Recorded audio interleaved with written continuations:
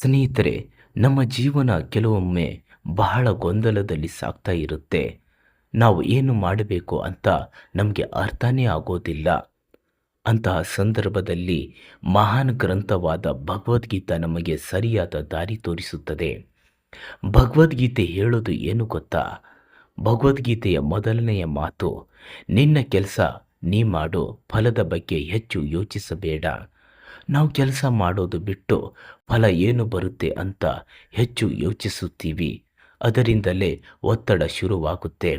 ಎರಡನೆಯ ಮಾತು, ಮನಸ್ಸನ್ನು ಶಾಂತವಾಗಿ ಇಟ್ಕೊಳ್ಬೇಕು. ಭಯ, ಟೆನ್ಷನ್, ಆತಂಕ ಇವೆಲ್ಲ ನಮ್ಮ ಶಕ್ತಿ ಕಡಿಮೆ ಮಾಡುತ್ತವೆ.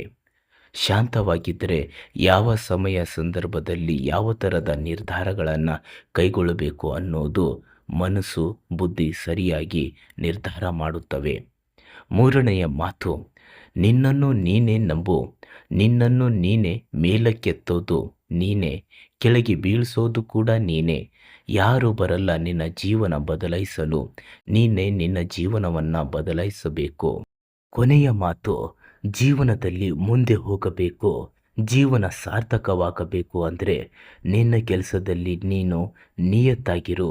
ಉಳಿದಿದ್ದು ಪರಮಾತ್ಮನಿಗೆ ಬಿಡು. ನಿನ್ನ ಉದ್ದೇಶ, ನಿನ್ನ ಕೆಲಸ ಒಳ್ಳೆಯದಾಗಿದ್ದರೆ ಖಂಡಿತ ಆ ಪರಮಾತ್ಮ ನಿನ್ನನ್ನು ಆಶೀರ್ವದಿಸುತ್ತಾನೆ.